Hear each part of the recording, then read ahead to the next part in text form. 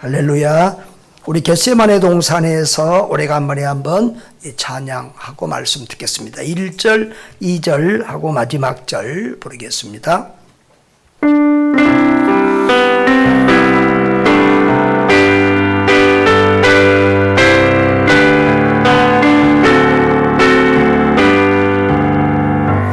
겟세마네 동산에서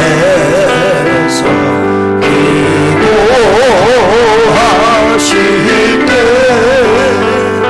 주의 땀방울이 피어 변했네.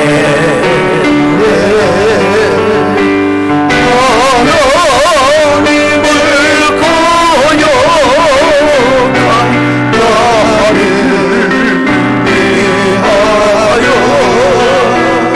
순종의 손길 피를 흘려 주셨네.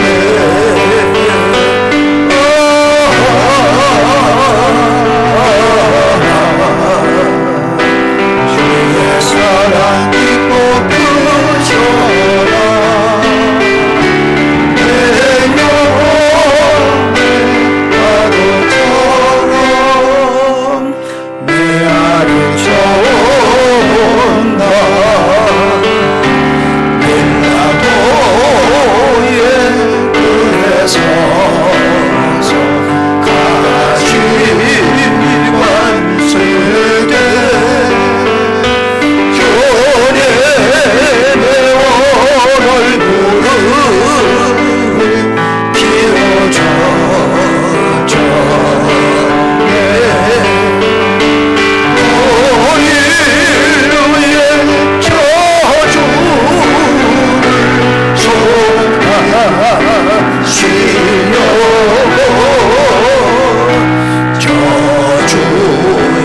가시 괴로워를 쓰셨네.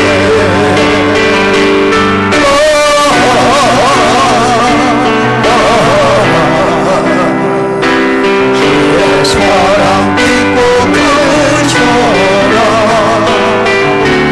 내 영혼의 파도처럼 메아리 쳐온다.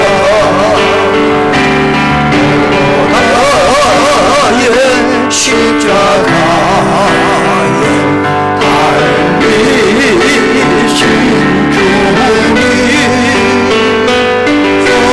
영광을 옆구리에 이룬 상처로 온몸의 물과 피를 가르치셔서 열방의 주에서 날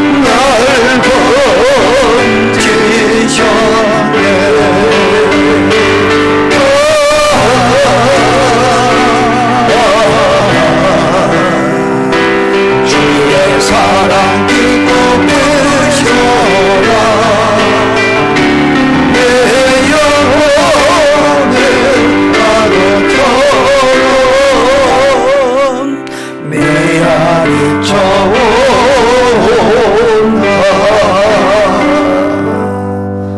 할렐루야. 이 고난주간에 이 찬양을 가사를 묵상하면서 좀 자주 부르시면 큰 은혜가 될 줄 믿습니다. 여러분, 하나님은 내가 나를 사랑하는 것보다 더 사랑하시죠. 그래서 하늘 보좌를 버리고 이 땅에 오십니다. 독생자 예수님께서 이 땅에 오셔서 우리의 죄악을 대신 담당하신 그런 고난주간을 우리가 맞이하고 있습니다.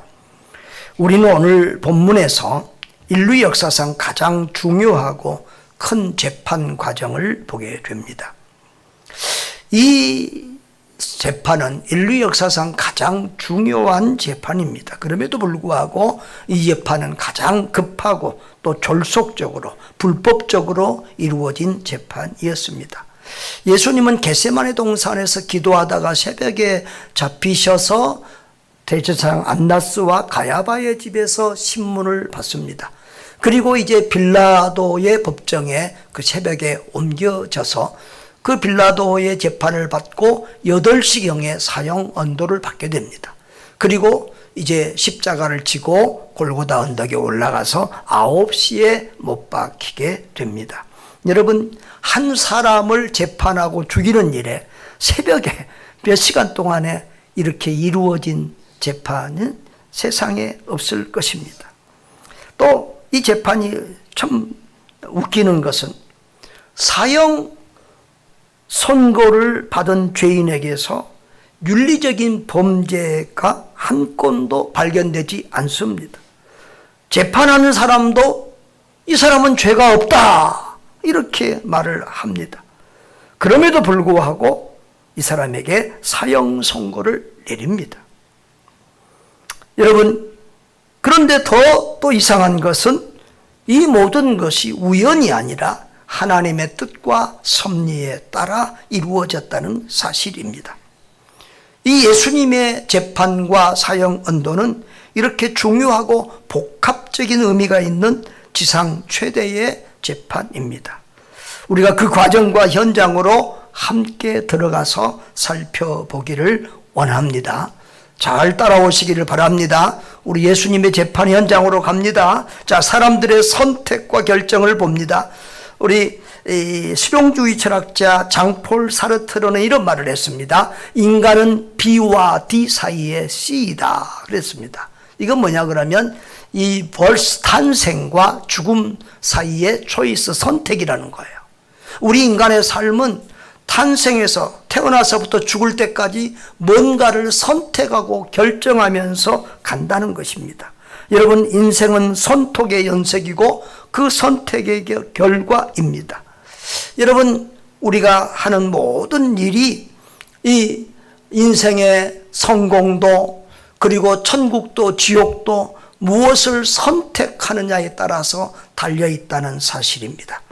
오늘 사람들의 선택과 하나님의 뜻이 결합된 인류 역사상 가장 중요한 한 재판을 우리는 보게 됩니다.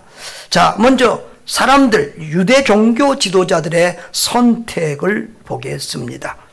여러분, 오늘 이 예수님을 죽이는 과정에서 핵심적인 사람들은 사실은 가룟 유다가 아니고 빌라도가 아니고 바로 이 대제사장과 바리새인들입니다.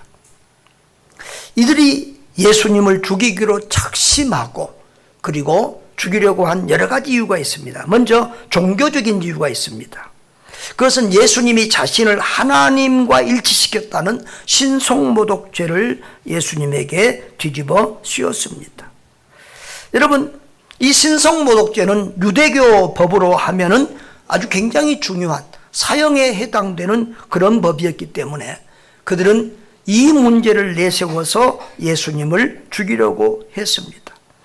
그들은 사실은 마지막 단계가 아니라 예수님이 사역을 시작하는 초기 단계에서부터 예수님을 죽이려고 합니다. 요한복음 5장에서부터 보면은 예수님을 죽이려고 이렇게 하고 있는 것을 볼 수 있습니다. 그 다음에 대제사장이 마지막 빌라도의 재판 과정으로 가기 전에 마지막 한 말을 보면 마태복음 26장 65절에 이에 대제사장이 자기 옷을 찢으며 이르되 그가 신성모독하는 말을 하였으니 어찌 더 증인을 요구하리요. 보라, 너희가 지금 이 신성모독하는 말을 들었도다. 예수님이 자기를 하나님이라고 이렇게 하며 하나님의 아들 하나님이라고 이렇게 했기 때문에 신성모독을 해서 이 사람은 죽여야 된다. 증인을 세울 필요도 없이 바로 죽여야 된다고 해서 빌라도에게 끌고 가서 재판을 받게 합니다. 그러나 실상은 더 복잡한 이유들이 있습니다. 정치적인 이유가 있습니다. 예수님에 대한 이 민중 군중들의 무한한 지지와 그것에 대한 로마의 진압에 대한 두려움이 있습니다. 여러분, 예수님의 인기가 높아지자 종교 지도자들은 민중 봉기가 일어날 것을 걱정했습니다. 만일 반란이 일어나면 로마 군대가 개입해서 이스라엘은 쑥대밭이 될 거지요. 자기들이 누리는 이 권세도 잃게 될 것을 염려했던 것입니다. 그래서 요한복음 11장 47, 48절에 보면은 이 사람이 누구지요? 예수님이죠. 이 사람이 많은 표적을 행하니 우리가 어떻게 하겠느냐. 이때는 무슨 표적을 행했을 때냐 그러면 예수님이 죽은 지 나흘 된 썩어서 냄새나는 나사로를 살려냈을 때입니다. 이런 표적까지 행해서 많은 사람이 그를 믿으니 이제 민중들의 봉기가 일어나서 로마 사람들이 와서 우리 땅과 민족을 빼앗으면 어떠냐 그런 염려를 하고 있습니다. 그러면서 50절에서 가야바 이 대제사장이 한 사람이 백성을 위하여 죽어서 그 한 사람은 누굽니까? 예수님을 말합니다. 백성을 위하여 죽어서 온 민족이 망하지 않게 되는 것이 너희에게 유익한 줄을 생각하지 아니하는도다 하면서 사람들을 이 사내들인 공의원들을 지도자들을 설득해서 예수님을 죽이는 쪽으로 이렇게 가고 있는 것을 봅니다. 여러분, 또한 경제적인 이유를 볼 수 있습니다. 성전 정화 사건에 따른 이 지도자들의 권위 손상과 물질적인 손해 문제입니다. 예수님께서 성전을 깨끗게 하신 사건이 요한복음에는 2번이나 기록이 되어 있는데요. 여러분, 이 6월절 절기는 유대인들에게 가장 중요한 절기입니다. 이 유대인들은 지금 우리는 예배로 드리지만 옛날에는 뭘로 드렸어요? 제사를 드려요. 그러면 양이나 염소나 비둘기나 소나 이런 것들로 제사를 드리게 되는데 그것을 저 집에서부터 끌고 오려면 너무 멀고 번거로우니까 제사장들이 어떻게 했냐 그러면 여기 와서 살아. 그래서 성전 뜰에서 이제 비둘기도 날아다니고 뭐 양의 울음소리, 염소, 뭐 소, 이 똥 싸고 막 소리 막 가축 시장이 된 거예요, 성전 뜰이. 그리고 이제 헌금을 할 때에 세상 돈은 더러운 돈이니까 성전에 드리는 헌금 돈은 또 다른 돈을 쓰게 했어요. 그래서 세상 돈을 이 성전에 드리는 헌금 돈으로 바꿔서 드리게 했어요. 그러니까 돈 바꾸는 환전업자들이 또 여기저기서 소리를 지르면서 뭐 난리가 났어요. 그러니까 예수님이 성전에 가보니까 이것은 완전 강도의 소굴이고 장사판이 된 거예요. 그래서 예수님이 그런 상을 엎고 내 집은 만민이 기도하는 집인데 너희가 강도의 소굴로 만들었다고 그렇게 야단을 치십니다. 그리고 그 성전에서 예수님이 말씀하실 때 많은 사람들이 예수님의 말씀에 귀를 기울이고 예수님을 따르니까 이들이 누가복음 19장 41절에 보면 백성의 지도자들이 그를 죽이려고 꾀하되 어찌할 방도를 찾지 못하였더라. 이런 때에 이제 가룟 유다가 예수님 판다고 다 와서 말하니까 얼마나 좋다고 했겠어요. 그리고 이제 이 예수님 죽이는 일을 더 적극적으로 추진하게 됩니다. 자, 그런데 이 대제사장과 종교 지도자들이 예수님을 죽이는 데는 더 큰 이유가 있습니다. 그것은 예수님에 대한 시기와 질투입니다. 저는 이 사실이 가장 크다고 보는데요. 여러분, 예수님의 가르침은 이 바리새인과 제사장들하고는 달랐습니다. 권위가 있었습니다. 집중했습니다. 그리고 예수님이 행하는 기적은 아무나 할 수 없는 기적이었습니다. 여러분, 누가 자연을 마음대로 호령합니까? 바람아, 파도야, 잔잔해라. 그러면 그 말씀대로 되고요. 오병이의 기적으로 보리떡 5개, 물고기 2마리로 수천 명을 먹이고도 12광주리가 남고요. 그리고 죽은 사람들도 살려내고요. 3사람이나 살렸잖아요. 맨 나중에 나사로 같은 경우는 죽어서 나흘 돼서 썩어서 냄새나는 사람까지도 나사로야 나오리라 그러니까 걸어서 나오잖아요. 이런 일은 사람이 할 수 없는 일이었어요. 그래서 많은 이들이 예수님을 쫓고 그 예수님을 메시아 그리스도로 따르게 되었습니다. 그러니까 그 예수님에 대한 질투의 감정이 이들에게 막 쏟아져 나오게 되었던 것이죠. 여러분, 인기와 명예를 먹고 산 사람들은 그것을 잃어버리면 죽을 듯이 괴롭습니다. 그래서 연예인들을 보면 인기를 잃어버리면 마약도 하고 자살도 하고 그러는 것입니다. 여러분, 이들이 그렇게 시기 질투 때문에 지금 예수님을 고발하고 죽이려고 한다는 것을 꿰뚫어 본 사람이 있었습니다. 그 사람은 바로 빌라도였습니다. 그래서 빌라도는 마태복음 27장 18절에 보면 이는 그가 그들의 시기로 예수를 넘겨준 줄 알았더라. 빌라도는 알고 있습니다. 여러분, 요한복음 12장 9절 10절 11절을 우리가 같이 한번 읽어볼까요? 유대인의 큰 무리가 예수께서 여기 계신 줄 알고 오니 이는 예수만 보기함이 아니요 죽은 자 가운데서 살리신 나사로도 보려 함이로라. 대제사장들이 나사로까지 죽이려고 모의하니 나사로 때문에 많은 유대인이 가서 예수를 믿음이로라. 그러니까 예수만 아니라 나사로까지 죽일 정도로 이렇게 이제 사람들이 예수님을 믿고 그리 몰려가는 것을 시기하고 질투하고 이렇게 죽일 궁리를 하고 머리를 짰다는 거예요. 여러분, 그래서 이 예수님의 사형 현장에서, 죽음 현장에서 가장 악한 자들은 바로 이 대제사장들, 종교 지도자들입니다.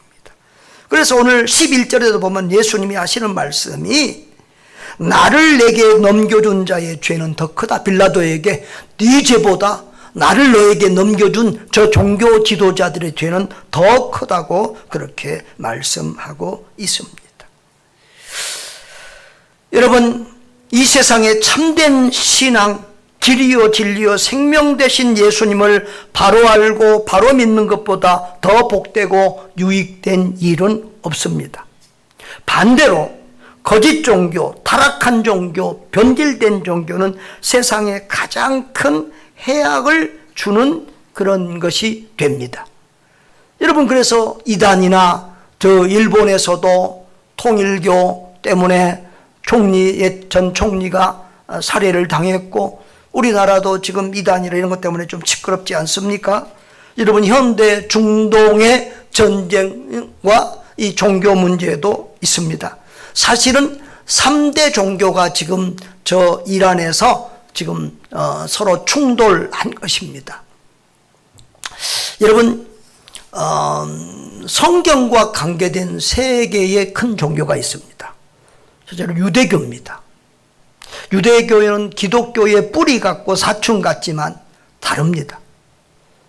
유대교는 예수님을 죽였고 지금도 예수님을 믿지 않습니다.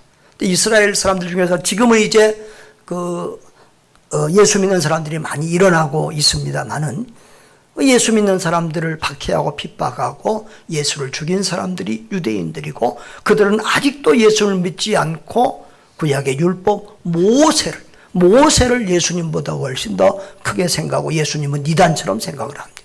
우리하고 다른 종교입니다. 이슬람도 마찬가지입니다. 이슬람도 구약 성경을 신봉하고 또 사복음서까지 이렇게 인정을 하지만 예수님은 작은 선지자입니다. 그 이슬람은 마호멧을 더 큰 선지자, 마지막 선지자라고 여기고 예수님을 무시합니다. 유대교도 이슬람도 삼위일체 하나님을 안 믿는, 우리 기독교 입장에서 보면 이단입니다.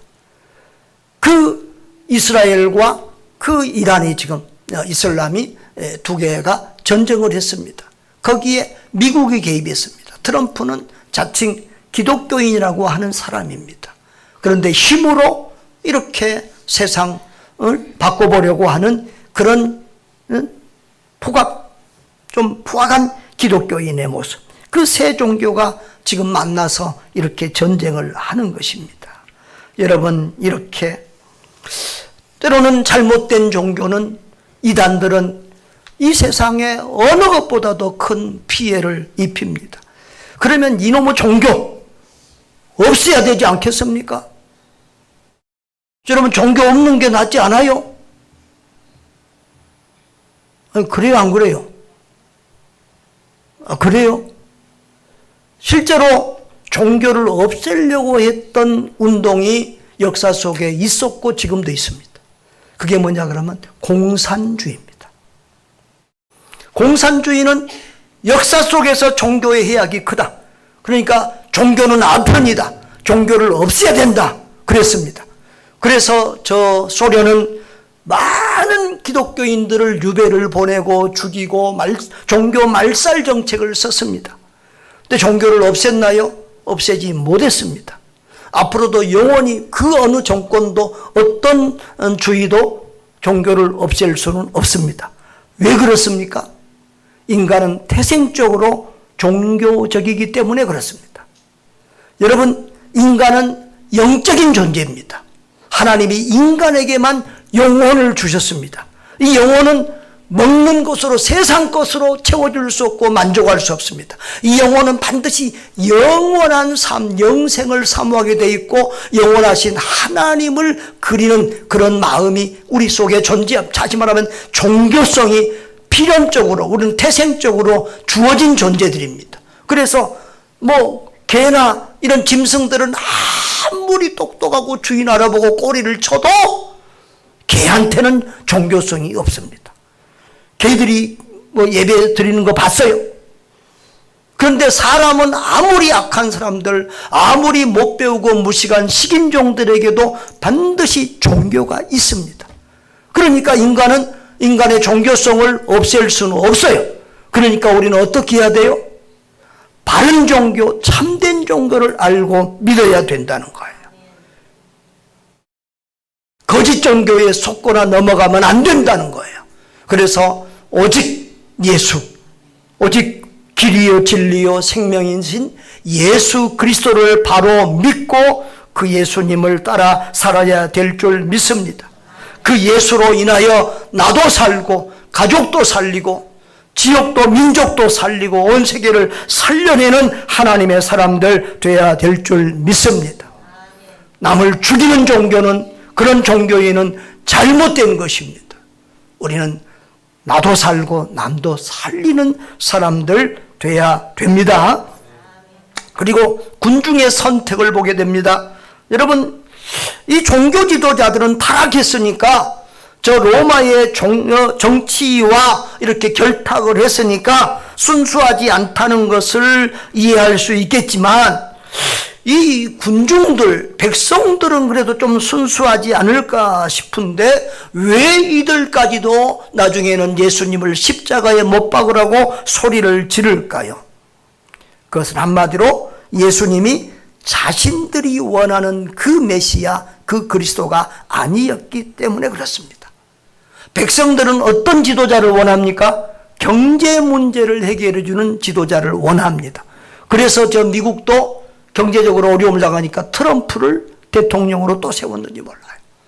자, 여러분, 예수님은 경제적인 해결을 할 능력이 있어요, 없어요? 있어요. 오병이어의 기적을 행했어요. 네?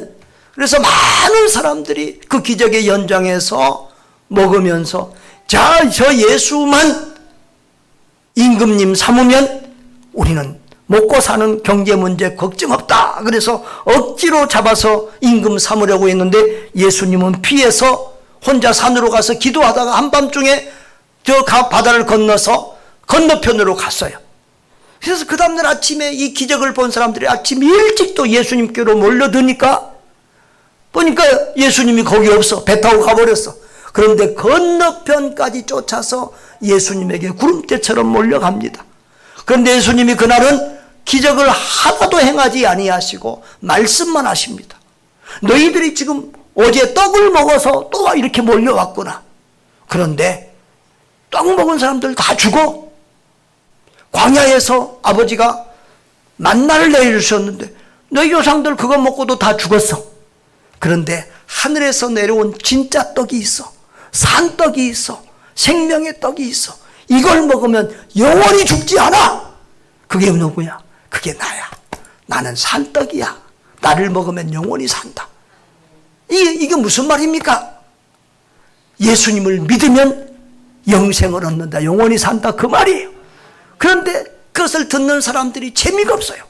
기적을 보고 싶은데 설교만 길게 하니까, 뭐 알듯 말듯한 얘기만 하니까, 영적인 얘기를 하니까 육적인 데만 관심 있는 그들이 예수님이 싫은 거예요. 그래서 많은 사람이 떠나가고 함께 다니지 아니했다 그랬어요. 또 예수님은 정치적으로도 그 군중들에게 실망을 주었어요.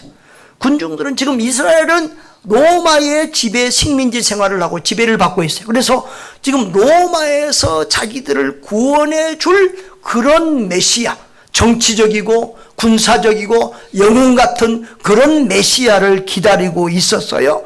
그런데 지금 예수님이 사실은 예루살렘에 올라오니까 백성들은 야, 이제 저 능력 있고 기적을 행하는 저 위대한 메시아가 이제 드시 왔다. 호산나 다윗의 자손이여, 왕이여 막 하면서 소리를 지르잖아요.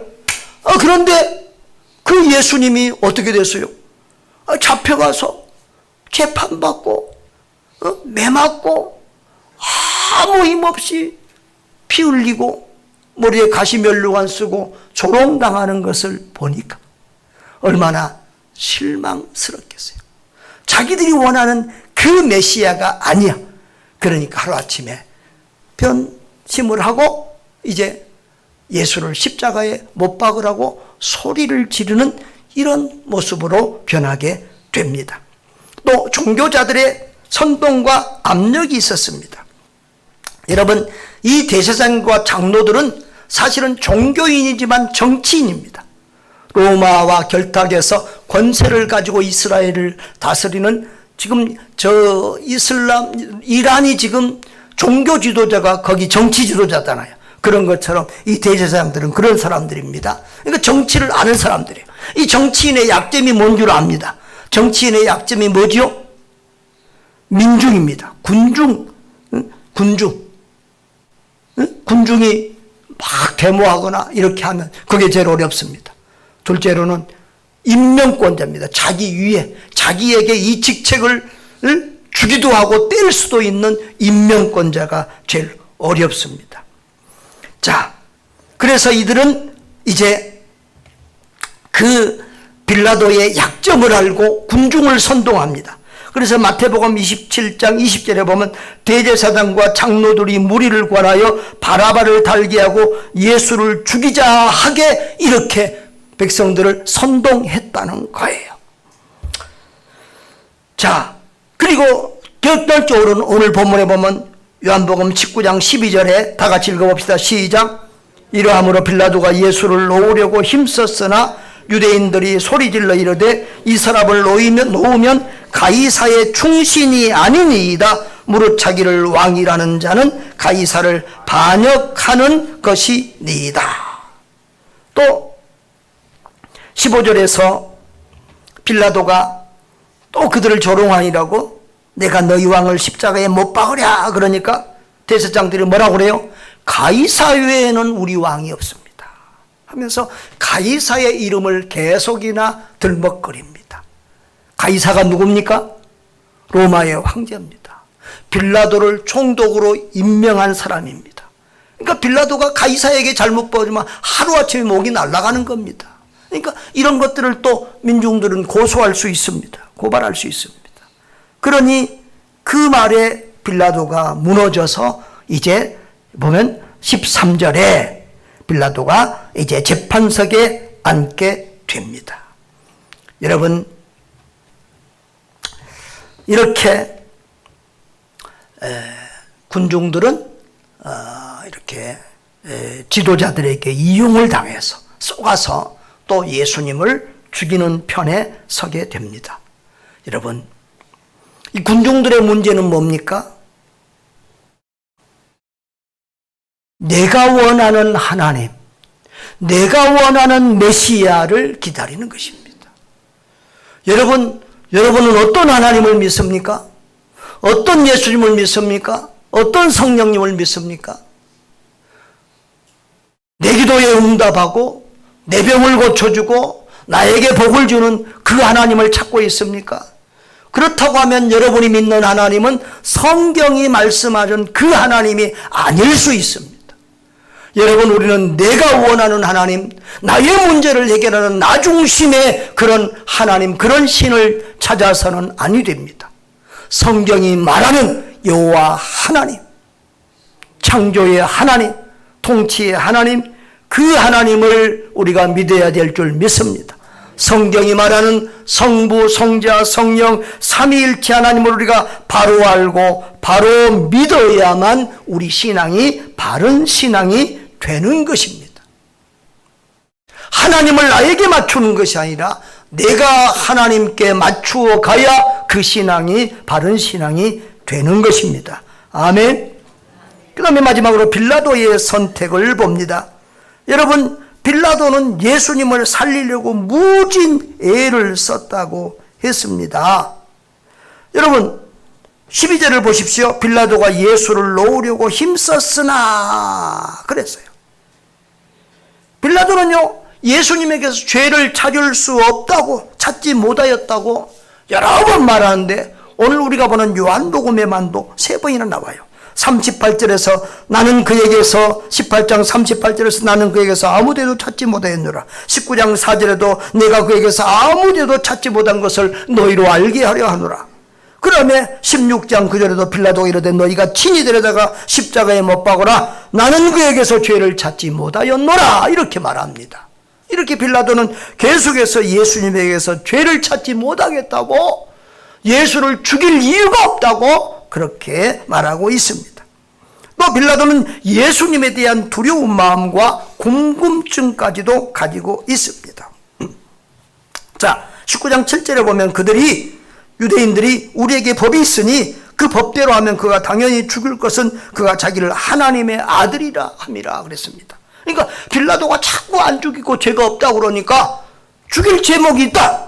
그가 하나님의 아들이라고 했다. 이건 유대법으로는, 우리 종교법으로는 죽을 죄다. 그러니까 빌라도가 이 말을 듣고 어떻게 해요? 더욱 두려워했다. 뭔가 예수님하고 대화하면서 세상 사람들과 내 나라는 여기가 아니고 하나님의 나라도 왕이다 막 그러니까는 뭔가 두려운 마음이, 신비한 마음이 있는데 이 말, 하나님의 아들이라는 말을 듣고 더욱 두려움을 느낍니다. 또 마태복음 27장 19절에 보면 총독이, 이 빌라도가 재판하려고 앉았는데 자기 아내가, 내무부 장관께서 사람을 보냅니다. 그래서 저 의로운 사람, 저 의인에 대해서 당신은 아무 상관하지 말고 재판하지 마세요. 내가 밤새 그 사람 때문에 꿈에 고생을 했습니다. 당신은 거기 끼지 말라고, 그 사람에게 잘못하면 안 된다고. 그렇게 마누라가 또 사람까지 보내서 말합니다. 여러분, 대한민국에, 온 세상에 자기 부인네 안 무서워하는 남자 있습니까? 그분은 참 특별하신 분입니다. 우리 교회 몇 분 계셔요. 예. 이럴 때는 웃어야 되는데 안 웃어요. 자, 아무튼 빌라도는 이렇게 여러 모양으로 지금 힘든 가운데서 재판을 합니다. 그런데 아무도 자기 편이 없고 도와주지 않으니까 이제 예수님에게 이제 도움을 청합니다. 그래서 19장 9절에 보면 너는 어디서부터냐? 그런데 예수님이 대답도 안 합니다. 그러니까 답답해가지고 10절에 빌라도가 이렇게 말합니다.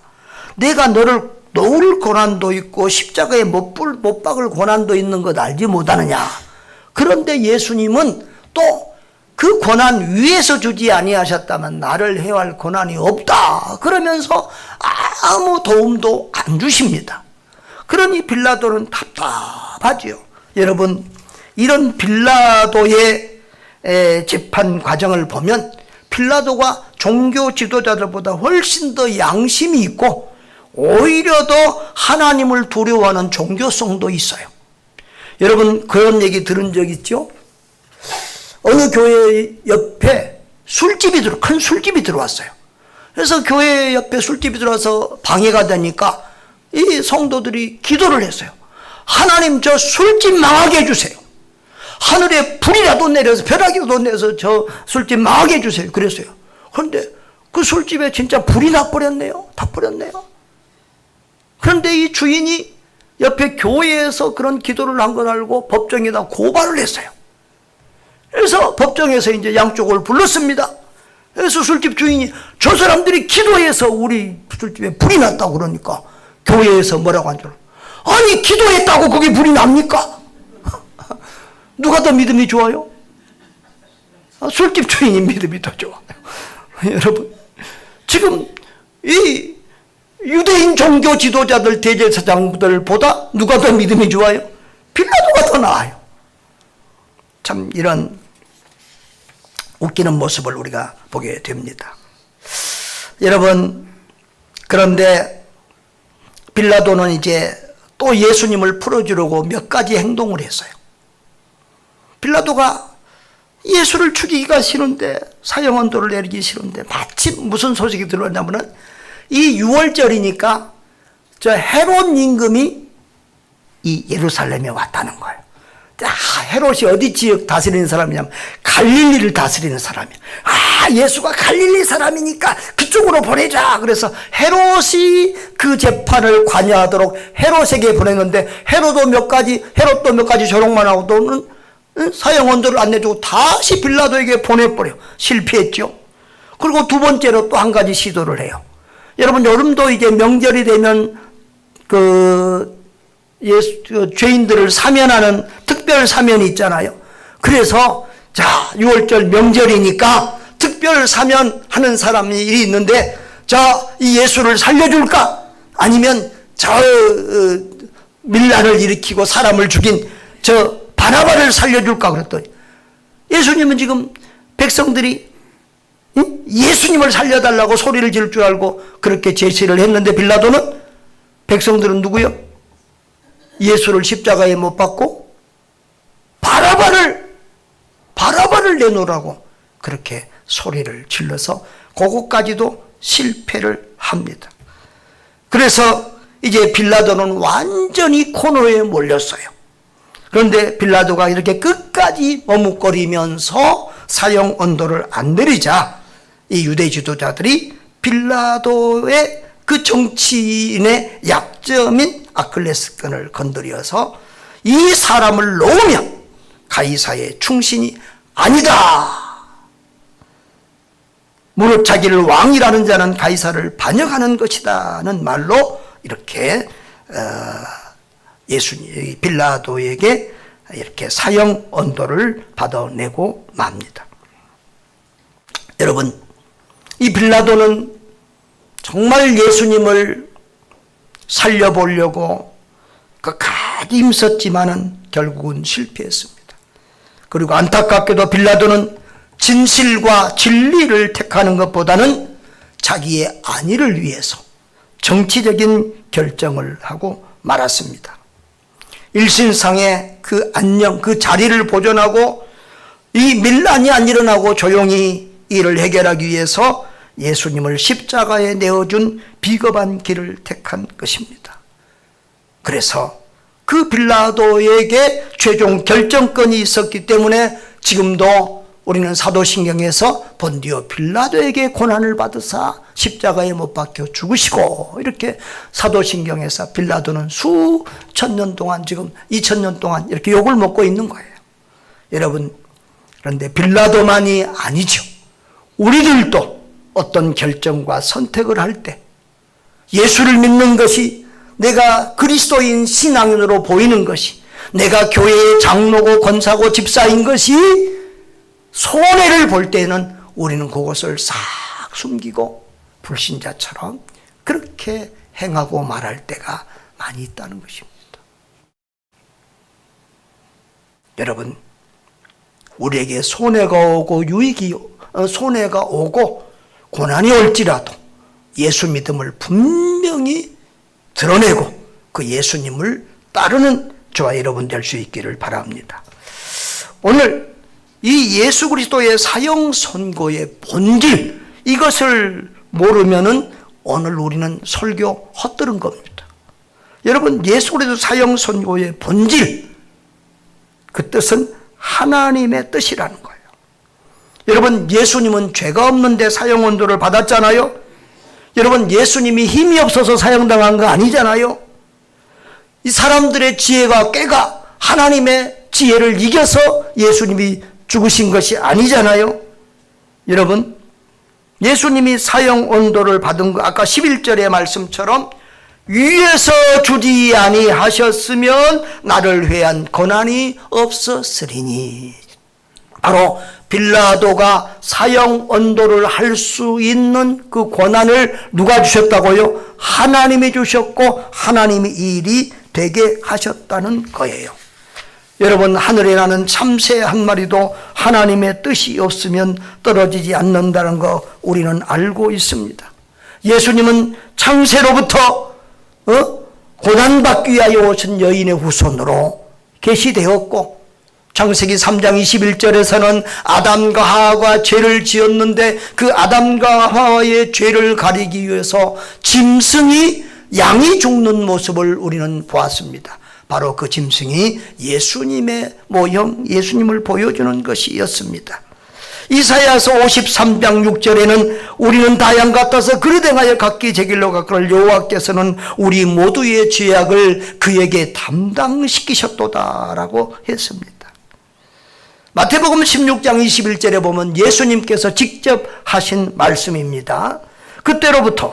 이때로부터 예수 그리스도께서 자기가 예루살렘에 올라가 장로들과 대제사장과 서기관들에게 많은 고난을 받고 죽임을 당하고 제3일에 살아나야 할 것을 제자들에게 비로소 나타내시니 이렇게 말씀했는데요. 예수님은 적어도 3번 이상 자신이 그렇게 고난받고 죽으시고 부활하실 것에 대해서 이미 말씀했습니다. 이 요한복음 12장 23절에도 이 6월절에 예수님이 올라오시면서, 이 죽으러 올라오시면서 이렇게 말씀했어요. 인자가 영광을 얻을 때가 왔도다. 내가 진실로 너희에게는 한 알의 밀이 땅에 떨어져 죽지 않으면 한 알 그대로 있고 죽으면 많은 열매를 맺느니라. 이 죽어는 한 알의 밀알이 누구예요? 예수 그리스도죠. 예수님이 죽음으로 많은 영혼 생명을 구원한다는 말씀이시죠.